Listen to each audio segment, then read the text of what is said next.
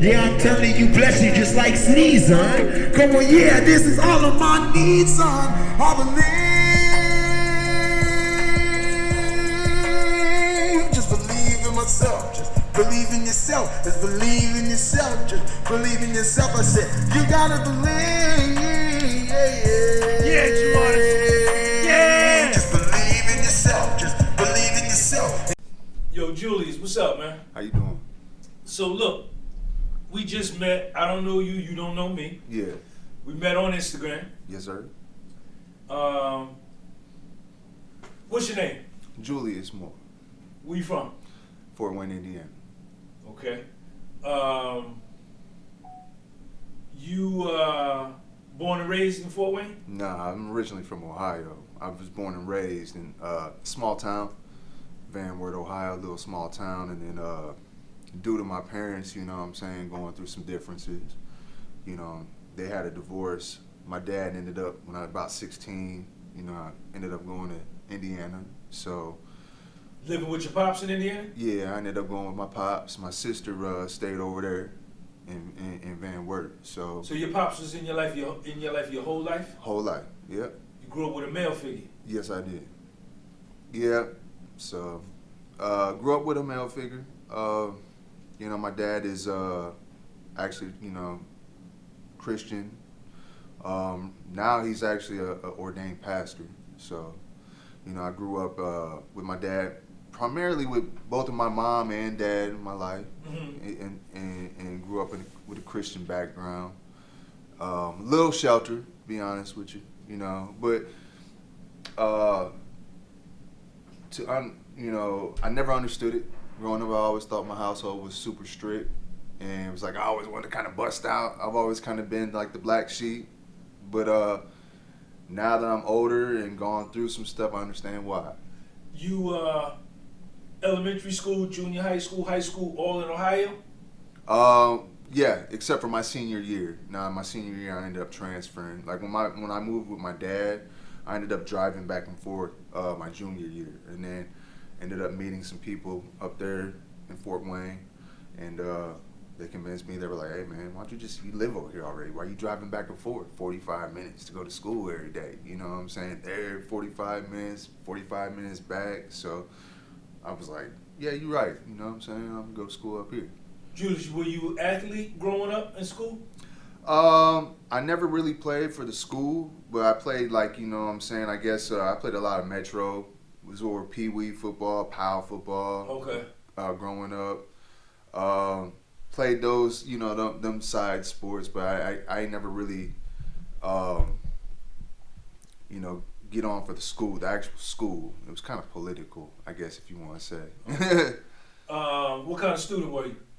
I was all right. I was an all right student. I'm smart. I didn't get, like, you know what I'm saying, straight A's and B's, but I kind of really slacked off, though, to be honest with you. I'm just, you know, slacking off, but, you know, I'm doing enough to get by? Doing enough to get by, really. But, I mean, I'm better than that. I'm smart. It's just, you know, the funny thing is I actually did better in college than I did in high school and whatnot. Okay, where'd you go to college? I've gone to school at, did a year at Indiana Tech University, done a year at Ivy Tech, and did some school at Big Sandy Community and Technical College. So those were the three spots I've gone. Big Sandy, what is that? That's down in Kentucky. But what is Big Sandy? Well, Big Sandy is actually it's in Inez, but then you got it's the name of the area, or I guess the name of the river or the mountain range through there. But there is a USP there named Big Sandy. So there's a federal prison there. There's a federal prison there and a camp there also. Okay, so you ended up in the federal prison there. Yes, sir. Okay. The USP. In the USP. And so that's where I ended up doing, you know, the college at in the USP. When they offered the program, I was like, oh yeah, let me get that. They said it's real credit, so I'm like, let me get that. How old are you, Julius? Right now I'm 41. Were you a street guy? You know, to be honest with you, no, I didn't grow up a street guy. Now I ended up when I got over to Fort Wayne, and then I started hanging out. Like I kind of grew up on the opposite end of the spectrum, kind of preppy. I grew up actually country, and then was hanging out kind of the preppy crowd, but then ended up being going to Fort Wayne because it's just kind of been the biggest thing that if I want to be honest about things, is like I've never really fit in with people because I'm a mixed. My mother is Caucasian. Okay. My father's black. Okay. Or African American. I hate saying black, but your he's from the islands, or is he people go back to the South here in America?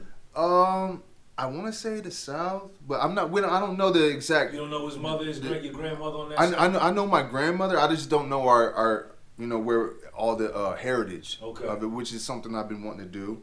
I know on my mom's side. My mom's side is I know German for sure. Okay. So but back to that is like I've never quite fit in all the way with what I'm saying, black folks. I wasn't black enough because I'm kind of educated. I talk proper, like I know how to talk. And then, the white folks I was cool with, but, You was too dark. But I wasn't too dark, but I'm light skinned and I'm mixed, but then, I would be the first one to get thrown under the bus. You know what I'm saying? Right. So it's like, I never, I had a lot of white friends and I had some black friends, but it's like, I always wanted to have more black friends. It's just like growing up, it seemed like black folks didn't accept me as much. So it's like, so that's kind of how I kind of got off in the street stuff. It's just, I guess, looking for acceptance.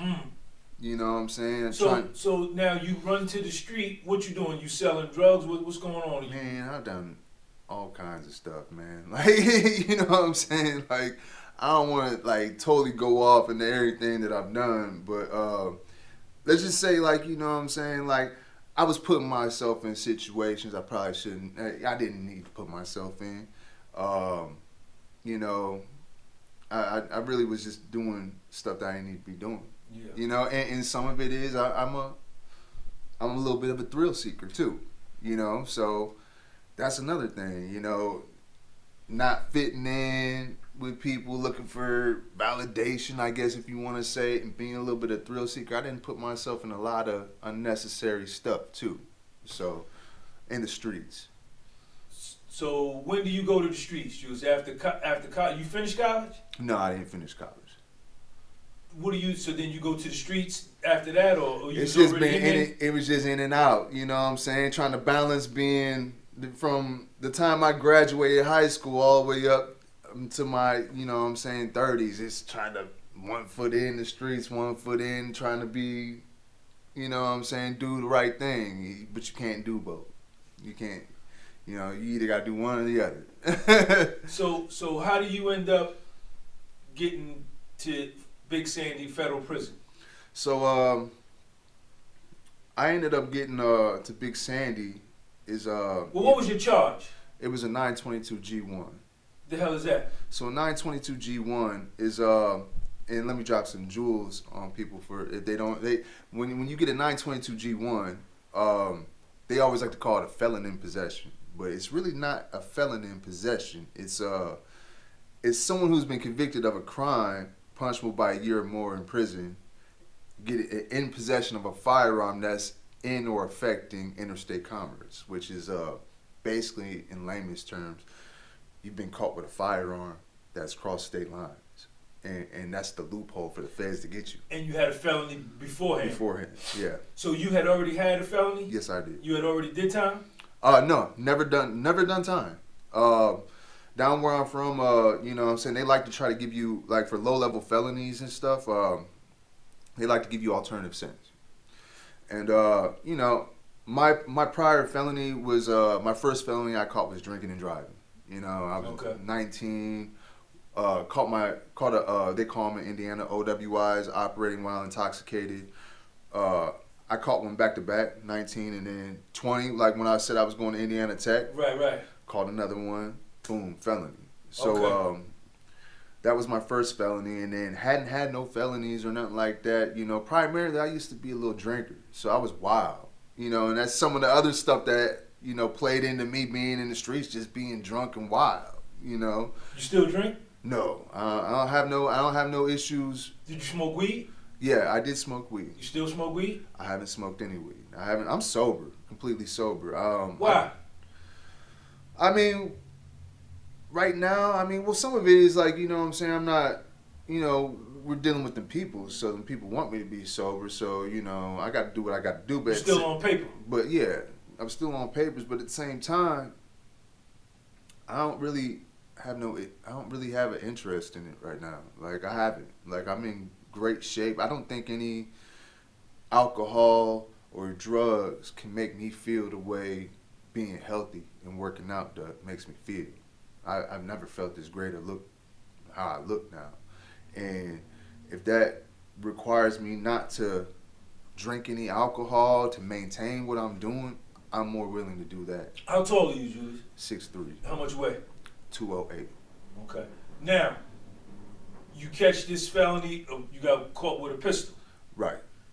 Talk. What happened that day? Where were you? How'd you get caught? Was it Indiana? It was in Indiana. So, you know, it kind of stems from my son's mother. You know, my son's mother. You know, I'm not gonna talk down on her or anything like that. But I caught a little domestic with her, and it was never really a domestic at all. Nothing really happened, and on some spiteful stuff. You know what I'm saying? Like we used to butt heads about a lot of things, and you know, it happened to be one night. It was just something stupid. I was listening to music, drinking, and she came out and told me to turn my phone down type thing. I was like, man, just shut the door. Like, it's not no stereo. And she came out and tried to break my phone. And I went to get my phone, and she pushed me, and I pushed her back type thing. And she fell down, and, you know. It escalated. And it escalated into falling down. Oh, you pushed me down. I hit my head. And I'm calling the police. And I threw a hat at her like this, like a snapback hat. And it hit her in the chest and left a red mark. And I caught a felony over that. That domestic battery, they called that a domestic battery in the presence of children under 16. In Indiana. In Indiana. There was the children were present, but they were asleep. My son was 6 months old at the time. 6-7 months old. Her son was like 6 years old. They were both asleep though. They didn't witness anything. And so the cops come. Yeah, the cops come, and basically, you know, I didn't even know. I thought she was just joking about calling the cops, but, you know what I'm saying, playing with me. And she actually went to the back and called the police on me and told them I battered her and everything. They came, and I ain't answered the door. They kicked the door, and they arrested me. Well, she ends up, I'm trying to tell her, I'm like, you know, like, they charged me with a felony, domestic battery, right? So she ends up keeps going on with it. I'm like, man, you know I don't deserve this. I said, all the other stuff that you've done with us, you know, we've gone through. I've never put my hands on you, and I haven't. Never put my. That's just not my MO. Right. You know what I'm saying? I don't put my hands on women or nothing like that. I never put my hands on her. Mm-hmm. But she persisted to keep talking to them people, and them people charged me with that, so I had to eat that felony. So, you know, that was my second felony, and then her and I have just been butting heads. She, you know, it's just been toxic back and forth, toxic nonsense between her and I for 3 years, and all I care about is my son. Really. Right. So basically, with me catching this felony had to do with a dude that she was playing puppeteer with, playing around and whatnot, threatening me and type thing, and you know, he ended up catching me out and seeing me with basically snitched on me. I got snitched on. I caught this whole case on getting snitched on. He knew you had a gun on you? Yeah. And he called the people on you? Called the people. Like, you can see it in my paperwork, man. Dude see me with the gun. He called the police, told the police. I walked up and pointed the gun at him. Then turned around and said, nah, he didn't do that. He brandished the firearm. And this is all in the paperwork. He brandished the firearm. And then that turned into he didn't do nothing. Well, what did he do? First, you talking about he out here at Walmart pointing a gun at you. Then you saying he's brandishing one, and then you saying he ain't do none of that. Well, come to find out, he told the police basically, I ain't allowed to have no gun.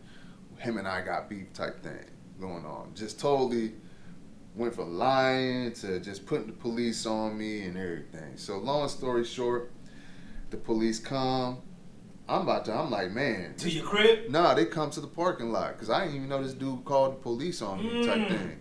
And you got the gun on you? Yeah. I had to, you know what I'm saying? But it's in the locked glove compartment. You know what I'm saying? The gun was in the locked glove compartment. And I hadn't done nothing. Mm-hmm. So they end up pulling up, and I pull over. I cooperate. I'm like, hey, look, you know, I ain't doing nothing. They come out with show of force. I'm like, why they got all these guns on me? They talking about, one cop is talking about, hit him. Yeah, you know what I'm saying? Like, I got my phone up, and I'm like, look, I'm trying to record. They get mad, because you know they get mad when you record them. Mm-hmm. All I could hear was, man, hit him. Go ahead, hit him. There's like 6, 7 cops out there with guns on me. And I'm like, man, just hold on to the phone. Mm-hmm. You know what I'm saying? I'm prepared to get hit with a whatever. They gonna shoot me or whatnot. But they arrested me. I'm like, what's going on?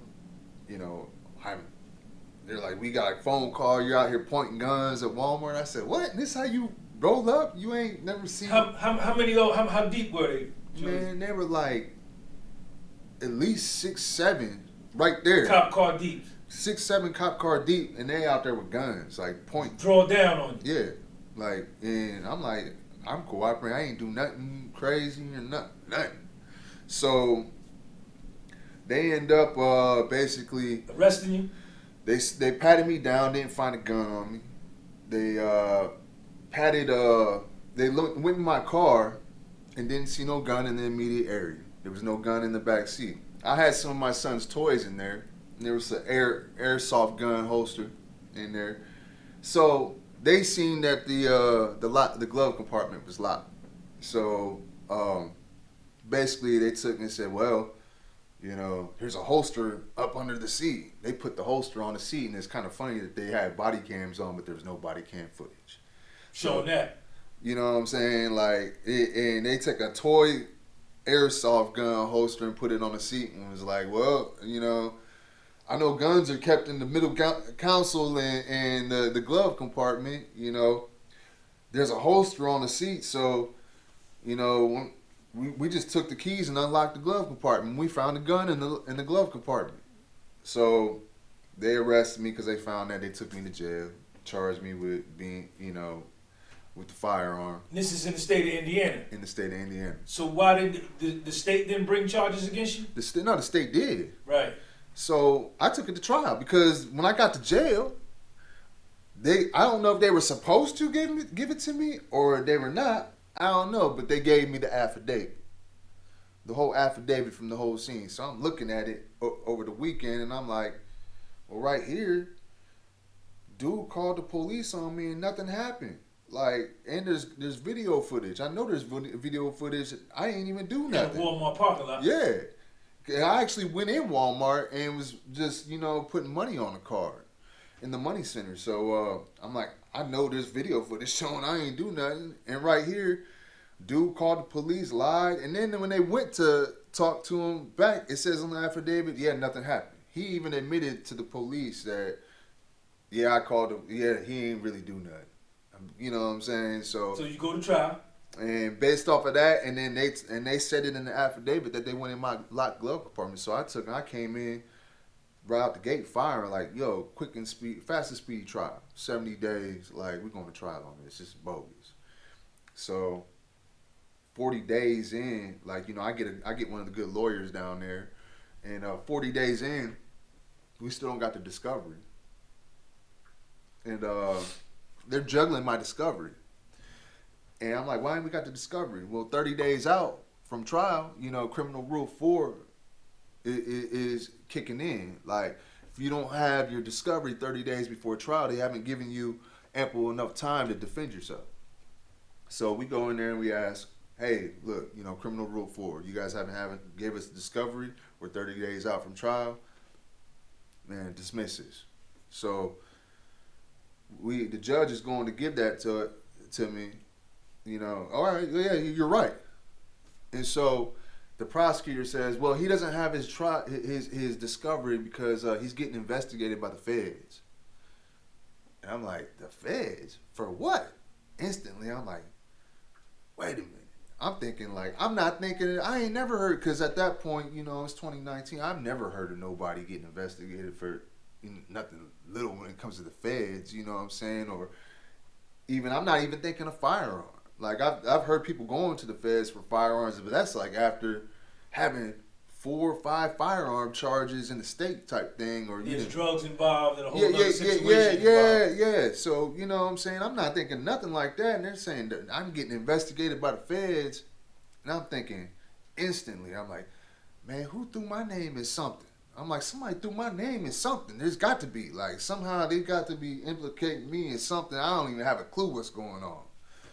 So they ended up holding me, and then it all comes out. I go to another court date, and I try to push the issue again. Hey, look, man, like, throw this out, man. Throw this out. What's going on? And then the other prosecutor's like, well, this is getting thrown out because he's getting indicted by the feds. So now they're talking about I'm actually getting indicted. So, which come to find out when I looked at everything, they before that court date, they indicted me like 3 days before then. So they really did indict me. And the feds indicted you on what charge? On the pistol charge? Yeah, on the 922 G1. So what happens after that? You stay in that county? You in the county? What county jail was you in at this point? Allen County. Allen County? Mm-hmm. In Indiana? Mm-hmm. So when the feds indict you, you stay there or did they move you? I stayed there. Now, I was on another case, right? I was on a state case, something stupid. Another stupid case with my son's mother again. Okay, another domestic violence. No, it wasn't domestic violence. It was, she was playing between her and this dude. They were playing these dumb games with me. Like, they kept putting no contact orders on me just to try to keep playing with me about my son. I got tired of going to court about it, beating it. Cause right. I'm like, look, I don't care, man. I'm like, dude, you can have her. Right. Like, you know what I'm saying, type thing. Like, I ain't worried about her. I can worry about my son. That's all you want is your son. And you know, dude, you got to stay out this. And that's where the beef was kind of coming from between him and I, is because when I'm standing on business about my son, I kept a business about my son. That's what it was. But this dude would try to get in it when I'm getting on her about my son. You know, like, type thing. Like, if there's court issue time, and you're not abiding by it, you wanted to do this court thing with our kids. So if you ain't abiding by it, and I'm checking you about it, like, this dude want to jump in it. Your business.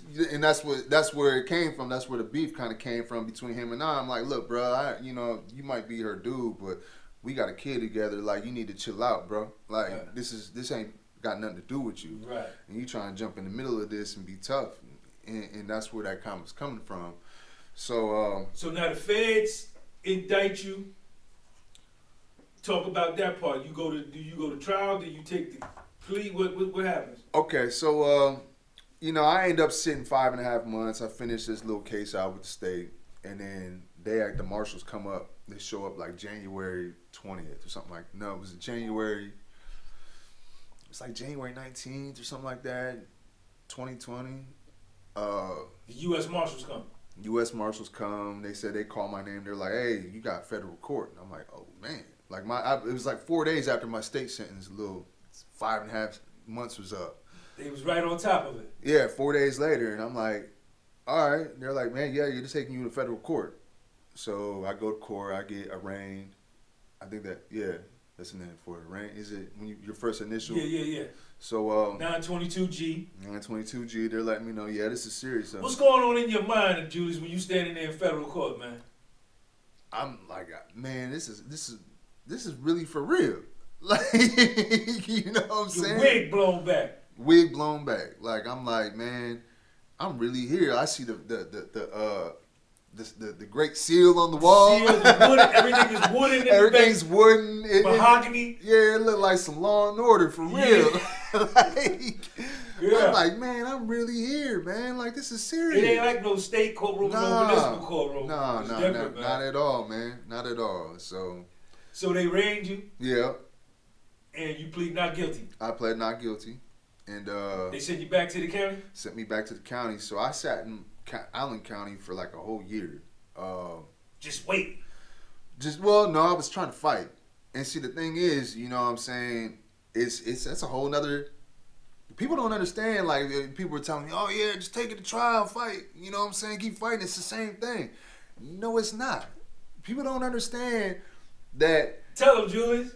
They try to act like, oh yeah, you could just fight and go to trial. No, you can't. These people, right, are have a whole nother gang. Like, they gangster in the courtroom when it comes to case laws. And it's crazy how something could be illegal in the state, but then they go ahead and say, well, look. And that's what happened to me. The state was like, look, man, everything that happened in this case was illegal. He gonna beat us. We ain't got nothing for him. Hey, y'all want this? Go ahead. He can't beat y'all over here. And something that was illegal in the state, they drop it in federal jurisdiction, and now everything just is legal. It was all legal, but they weren't acting under no federal law at all when this stuff was happening. They were state deputized. They weren't federally deputized. Everything that they did was under the color of state law. So, but now they dropped it in federal law. Now it's all legal. So you sitting there, you say you sat a year? Yeah, a year, and then I sat there and tried to fight them, and it's just like, that's how it is. Every time you file a motion, now it's 30 days, and then you start getting them on this, and then, you know, now they want to jump out of circuit on case laws and start beating you up with other circuits case laws that you can't even use. You know what I'm saying? Like, so you eventually took a plea? Yeah, I ended up taking a plea because, like, they figured out a way to jump my background points up. Like, point me for 3 points here. I got 4 points off misdemeanors. Like, you know what I'm saying? Before I knew it, I've never been to prison in my life. Never been to prison. I've been to county jail. The longest I've done is 60 days. Actually locked up. Now I've done 10 months on work release. A year on house arrest. But actually being locked in a building, never. 60 days at the most. Okay.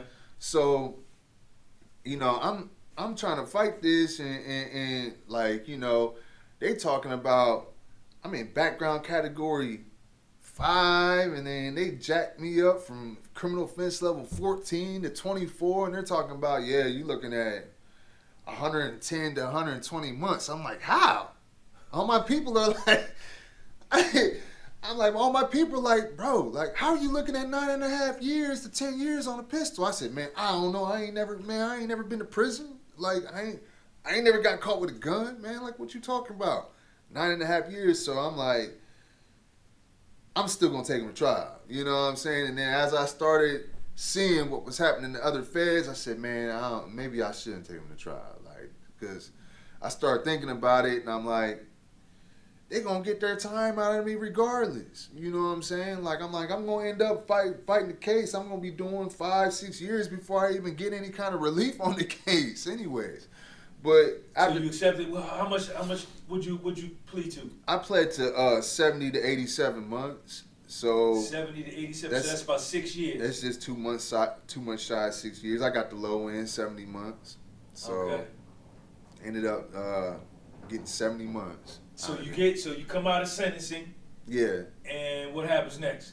So like I sat in Allen County a year. And then they transferred me to another county in Indiana up north. It was like Noble County. I was there. They transferred me there basically to let me sit for sentencing, because sentencing takes, you know what I'm saying, 90 days and all that. So I go up there. I sit 3.5 months up there. I get sentenced like, it was 10/21/20, I think it was. I got sentenced. I get 70 months. So I sit another month. And then all of a sudden, December 4th. And keep in mind, like, right, so, I mean, people are like, dude, like, I don't see you going nowhere but a camp or a low or something like that. You ain't never been in prison. Your background ain't bad. So I'm like, yeah, you know, you're right. But then people always told me, like, you know, ahead of time, like, if you ever mess up, though, you know, and somehow you end up in the USP, this is how you need to act. You know, they gave me pointers on how I need to conduct myself ahead of time and what to expect. But they're like, you ain't never gonna go there. Like, I don't see you going there. So to a USP. Yeah. So December 4th, you know what I'm saying? Plus I had all the little things. I was trying to calculate my own points and whatnot, and from my calculations that I got off the BOP security, sheets, there was no way, like, I was supposed to land in a medium at the worst. So, at the worst. But December 4th, they come pick me up. Marshals, they drive me up to Detroit, I believe it was. They were outside Detroit. Handcuffed, shackled. They pick a couple of us up. They drive us up. In a van? In a van. And we go to this, like, what seemed like, I don't know if it was a private airstrip or something, but up there. So, and there's just buses and all kinds of different police vehicles and whatnot out there, And I'm like, man, we had an airstrip. I'm like, and instantly hit me. Con Air, the movie, like with Nicolas Cage. Right. I'm like, this is real deal Con Air, man, for real. I'm like sitting there like this, and I'm like, I see just these dudes out there walking around with rifles, and you know what I'm saying? And like, I'm like, what? So what we waiting on, like the plane? So I'm sitting there, and next thing they're like, oh, here it comes, and literally this big white plane comes in. And I'm like, oh yeah, and that's when it hit me. Like I'm like, I'm in like that movie Con Air. This is real deal Con Air. And I seen they doing the same thing, letting people off and putting people on. And that's what they do. They fly around, boom, boom. They pick people up, drop them off, fly over to this city, pick people up, drop you off. They end up flying me to Pittsburgh, then Oklahoma, and then they bust me to this private prison, CCA in Oklahoma. I was there for a couple weeks, and then they called me and they bust me back to Oklahoma and put me on a plane.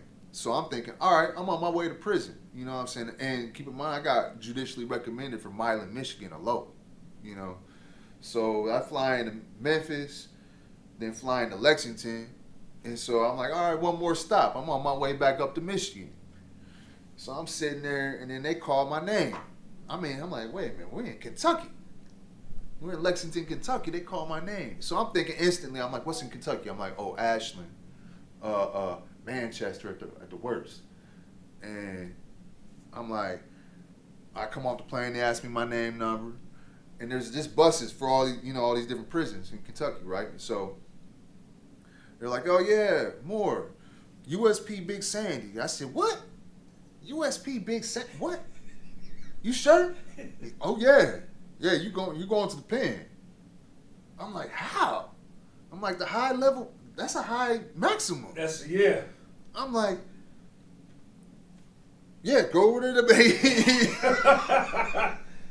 Hey, Julius. Hey. What you think? So you go over to the bus? Yeah. What you thinking, man? I said, man, ain't no way. Like, I'm like, man, I'm really going to the pen for real. Like, I've heard nothing, and I'm going to Big Sandy. Have you heard stories like that?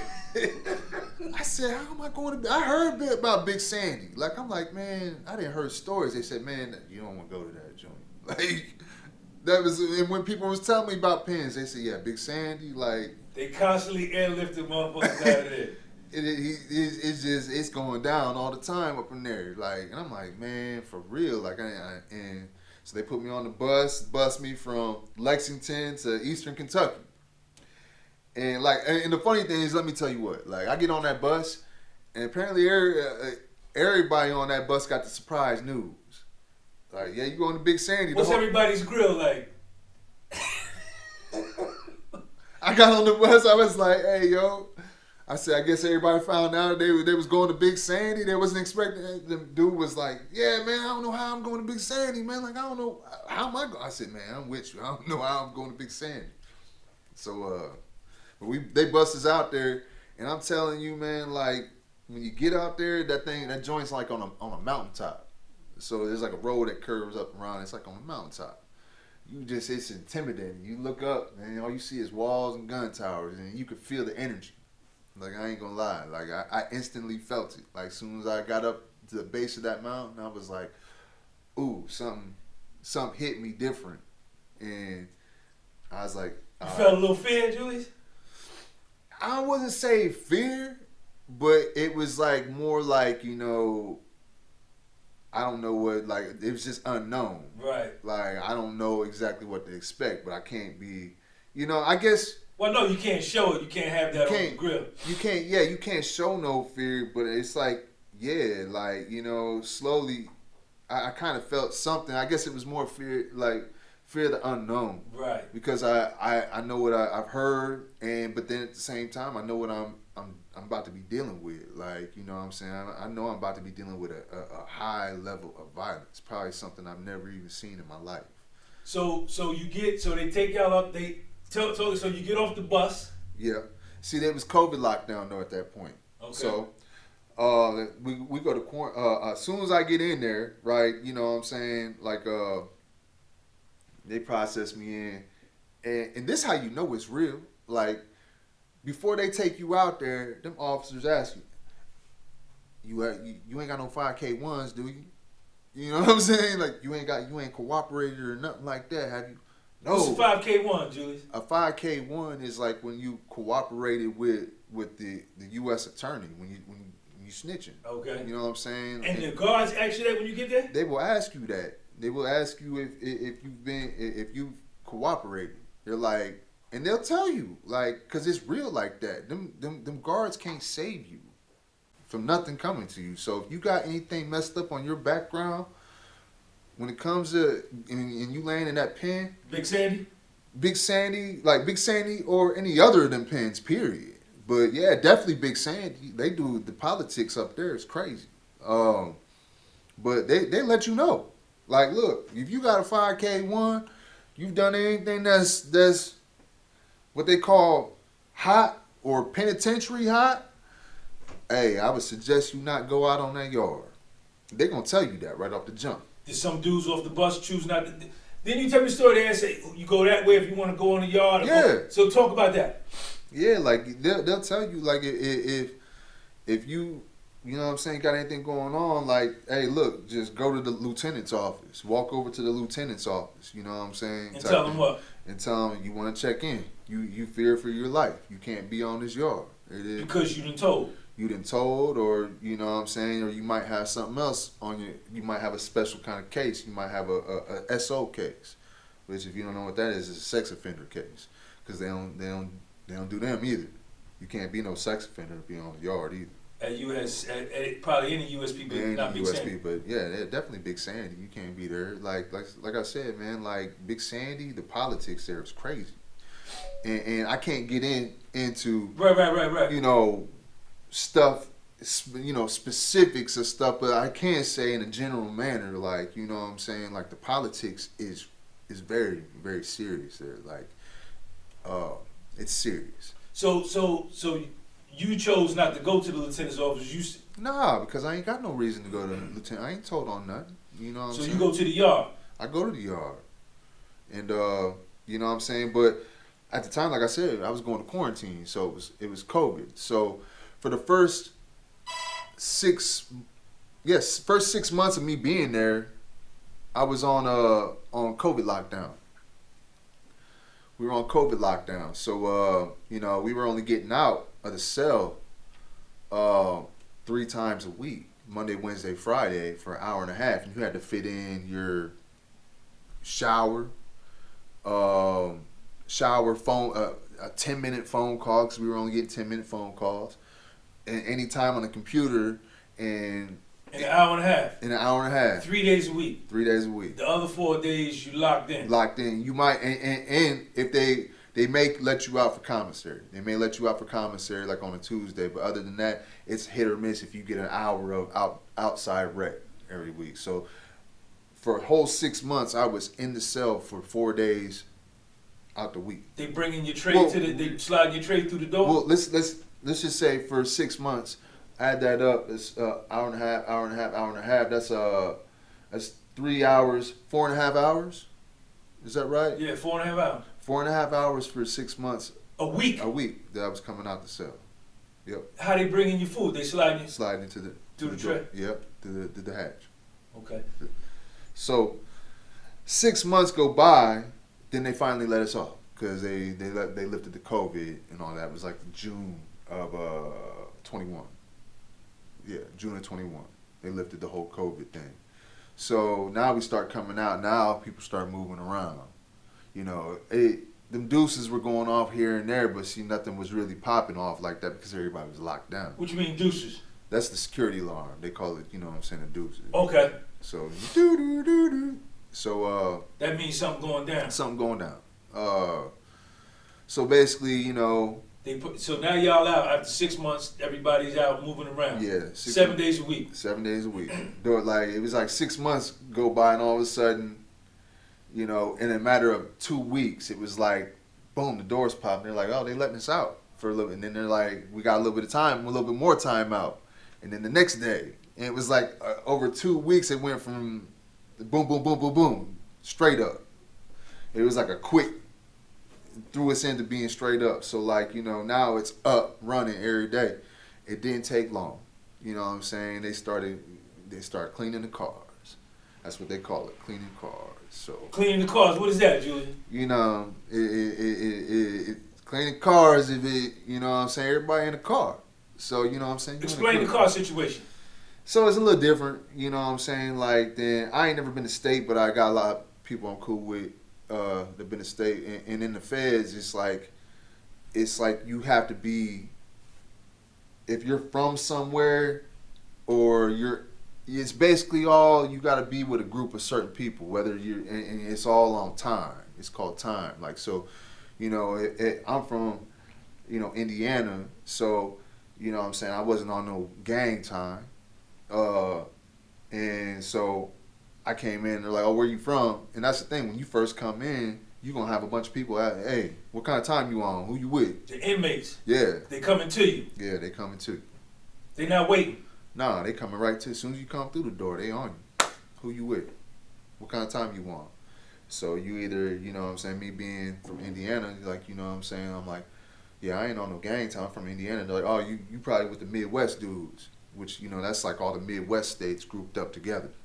So they're like, yeah, you dudes up over there, go holler at them, type thing. So, you know, I ended up being on Midwest time. So you got the DC dudes, DC. You got DC. You got the Muslims. You know, the Muslim brothers. You know, you got Muslim time. You got white time. You know what I'm saying? You got all these different. Mexican. Yeah, you got Mexican.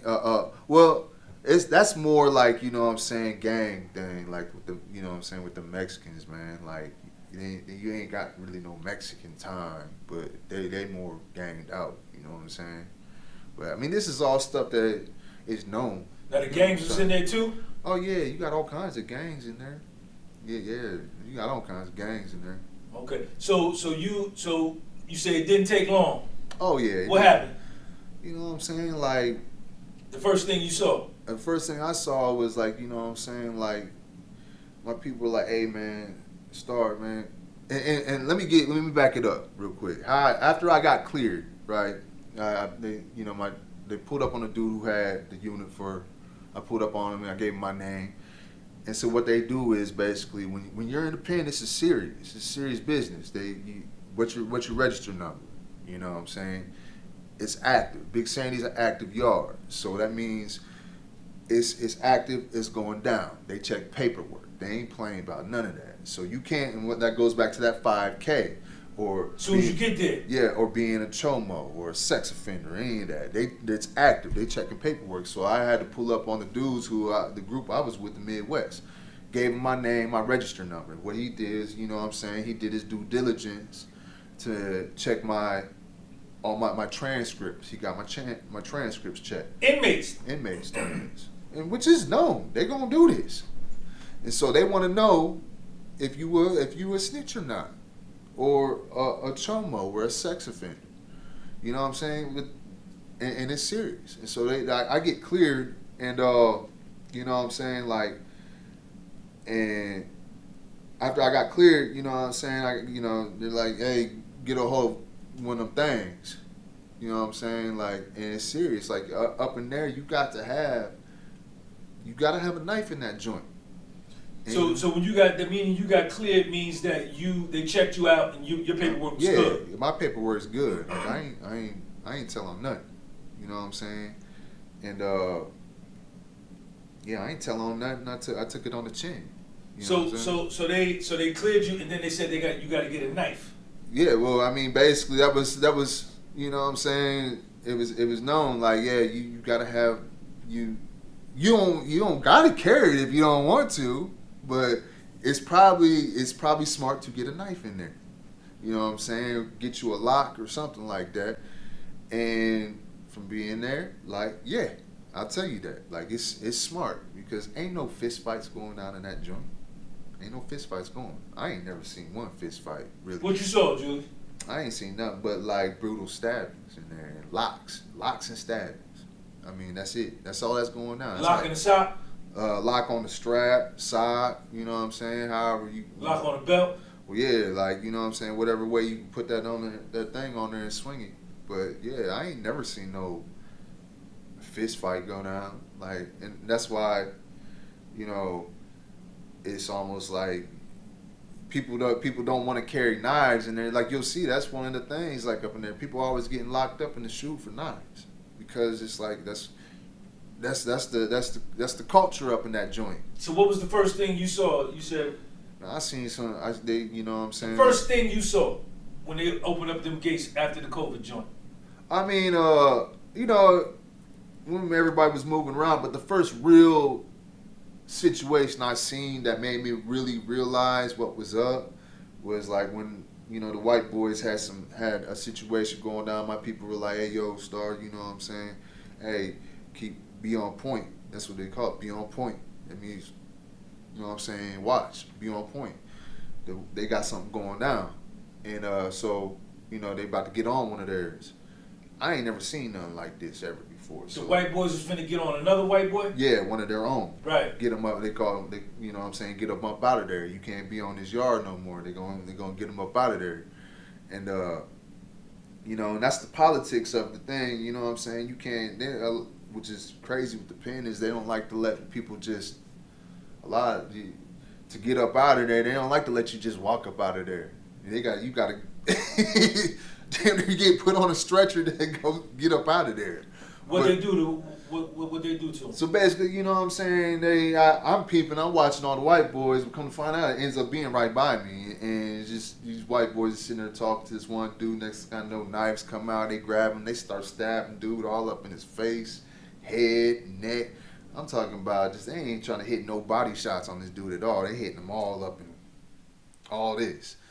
And I'm like, oh, shoot. Like, you know what I'm saying? Like, legs on, start getting wobbly on me. I said, oh, shit. You know what I'm saying? Like, I ain't never seen nothing like that. And that was just the beginning of it. Like, you know what I'm saying? And then all of a sudden, it started happening more and more and more. It's like every day something brutal like that's going down. You know what I'm saying? So, you know. They, So they kill him? Nah, they ain't kill him. No, they, you know what I'm saying? They got him up out of there. They got him up out of there. So what you thinking?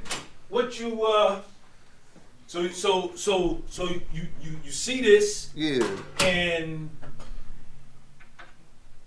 what does it sink in to you in your dome at that point? Like, yo, this is real.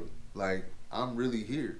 Like, this is what everything that they was telling me about, all them prison movies or anything on shows or something. Like, I'm really in the thick of this. This is really serious. Like, I'm really up in here, and this is what's going down, and this is how this is rocking.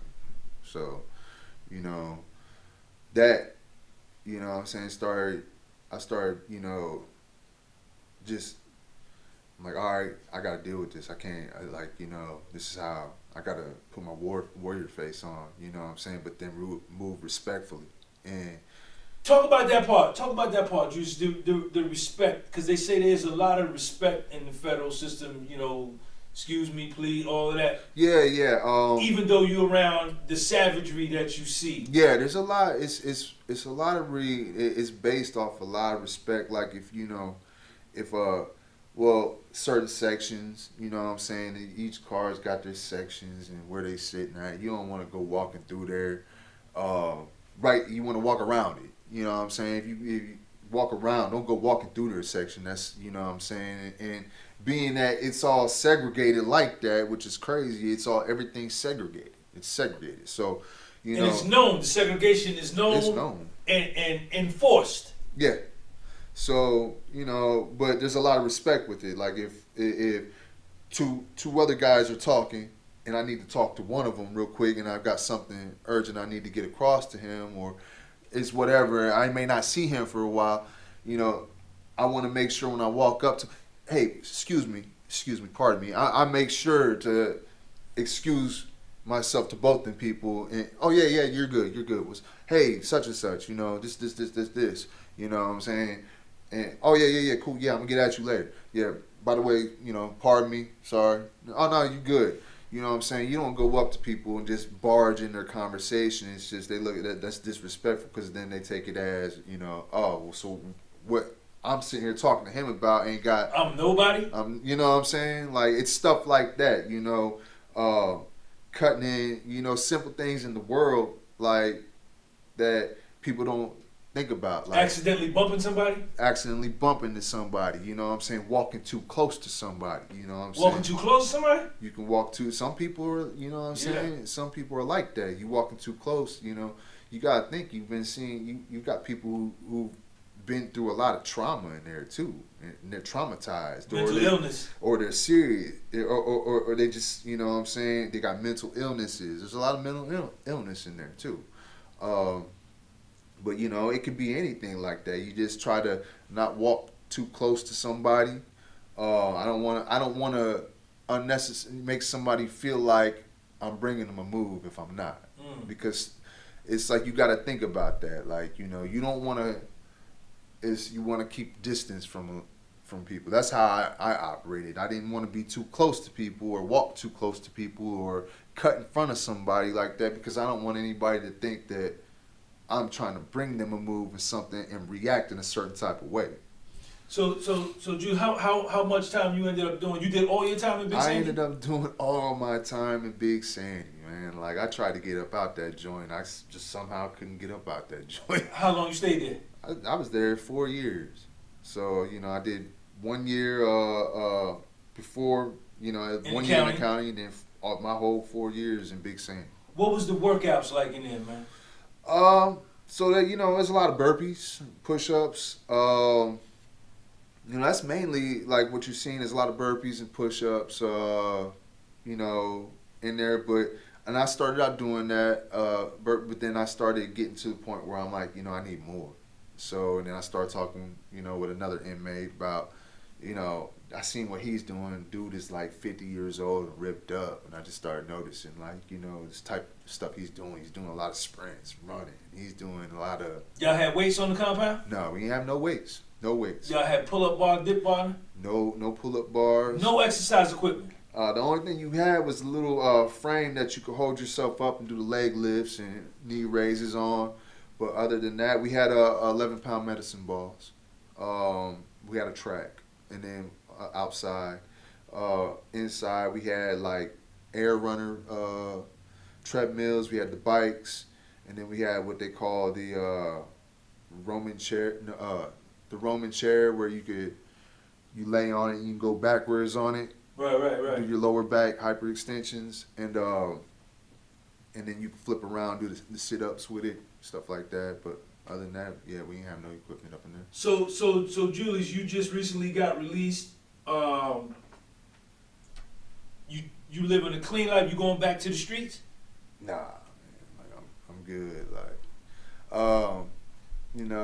But the rap dudes, they talk about the streets, man, and getting money and shooting and killing and drugs selling and all that.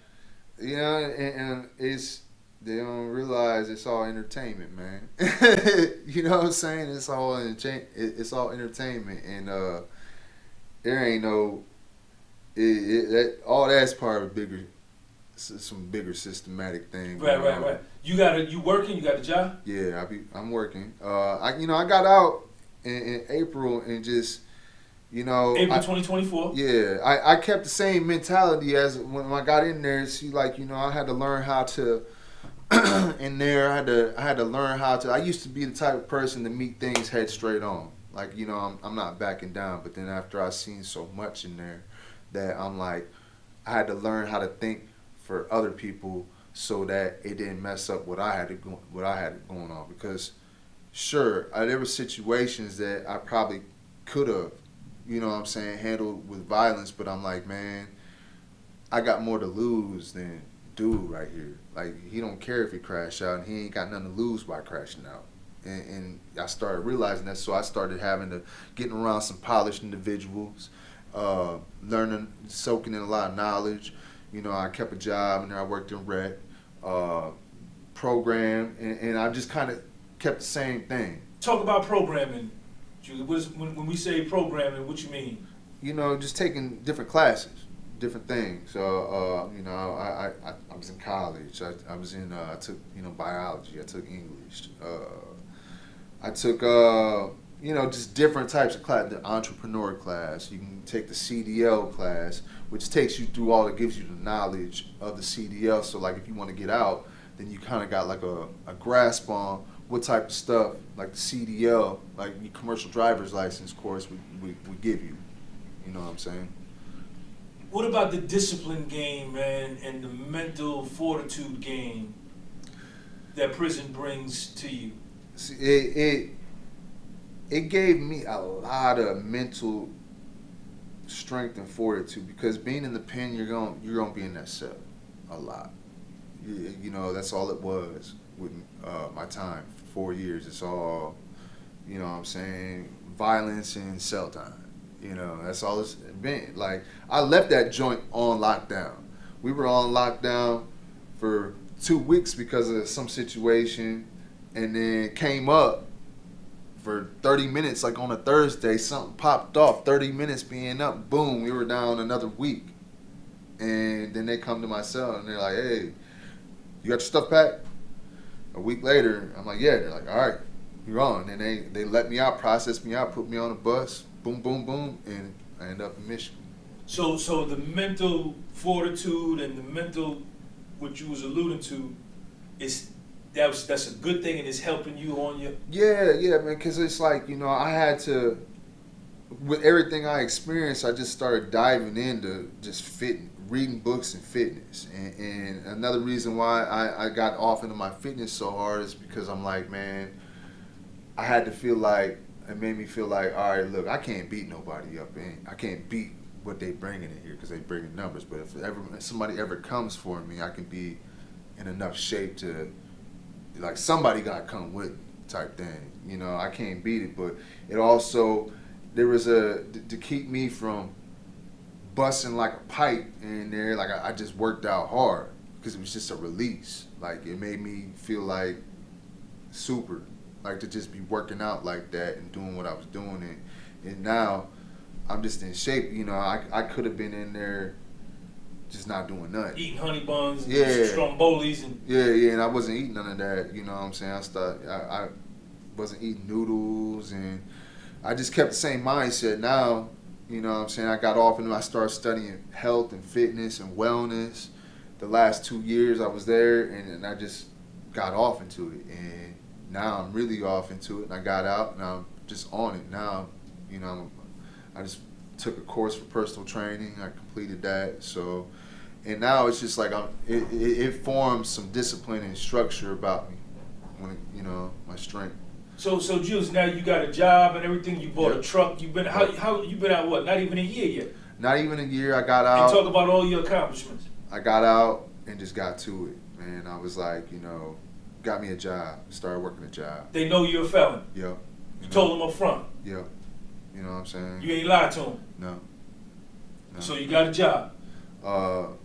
And there is one thing about that is a lot of times they got to do a special search to find that federal charge. So, but I got out and got a job and worked it. You know what I'm saying? Took all the overtime, and I humbled myself. I walked everywhere, rode the bus. Talk to him, Julius. Rode a bike, wherever, all over to get what I needed to be done to run over here. I walked, rode a bike, and rode the bus, and I did that for 7 months, and worked on my credit, bought a little thing, buy a little something here, pay it off. Then I got this credit card, and I buy something and pay it off, and I just slowly just kept working overtime, saving my money, working on my credit, and then 7 months in, all of a sudden my credit jumped up, and then it was just like, man, maybe I should try to get a vehicle. and I applied for a loan and got one. They gave it to me, and then I just got a vehicle. So you on your feet, you living a productive life. Yeah. You ain't going back to the street? Man, for what? I mean, like, I ain't trying to go back to the streets and do anything. Like, I don't need to. Like, there's nothing, I don't really need to go back to the streets. I mean, like I told you from the beginning, I didn't really need to be in the streets. But, you know, I was just, you know, I guess I at this point, you know, I'm old enough. I don't seek no validation or acceptance. If you accept me, you accept me. If not, it is what it is. I'm comfortable within myself. So, you know. Julius, the young dudes in their teens and 20s that are influenced by these rappers talking that talk and playing with their freedom, give them a little something, man. Hey, look, man. You don't want, like, it ain't worth money bag. Yo, talk about federal. Yeah, it sound cool. I used to ride around being like, yeah, federal. Yeah, until I went federal. And then a lot of people, when they talk about the feds, they're talking about, yeah, the feds is sweet. Yeah, you know what I'm saying? But they're talking about it's cool if you're in a camp or if you're in a load. You know what I'm saying? And still you're locked up. It's still prison. But they don't ever tell you about them higher levels. They don't talk about that type of feds, and that's not the type of feds you want to be in. You don't want to be in that pen. That pen is ugly. Like, I don't wish that on nobody. And y'all, you gotta stop playing with your lives with that, because you're gonna see, like, out here playing with guns and stuff. It's easy to have a gun and shoot somebody, but there ain't no guns in there. It's all up close and personal, and it's not fair. There ain't no one-on-ones in there. You gonna have, like, up in there, you got 2, 3 on one with knives. I've seen people, one dude try to fight 2, 3 dudes off with knives. It's up close and personal. There ain't no guns in there. It's a whole different type of animal, you know. And them people don't care about taking your life. They don't. Them feds don't care. They what?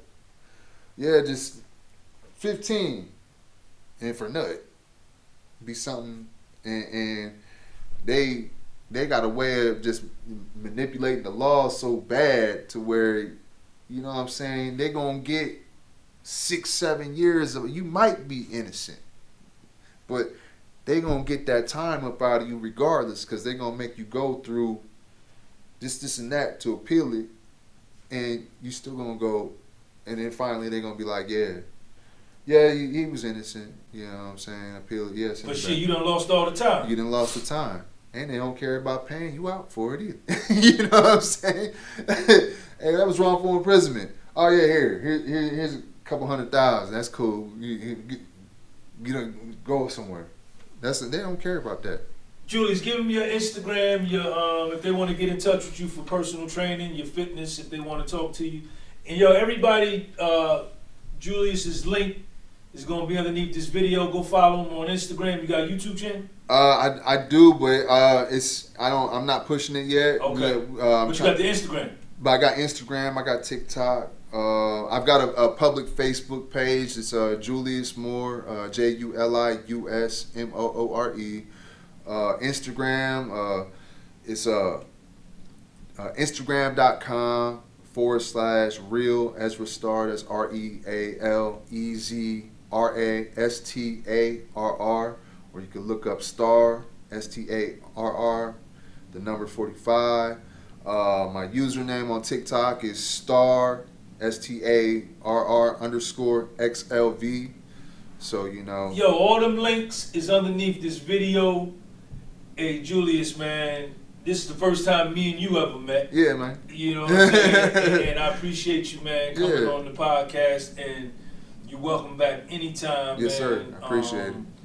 You know, you started following me from my Instagram, and I called you because I try to help. You know, somebody coming home from the feds. You say you was just coming home. Yeah. You was doing the fitness thing, so I said, let me take his video and repost it on my page. And you sent me some content, and you know, man, dope interview. I appreciate you coming on, man, and I know you're gonna be successful, man, and all the best to you, man. I appreciate it, sir. All right. Yes, sir. Peace.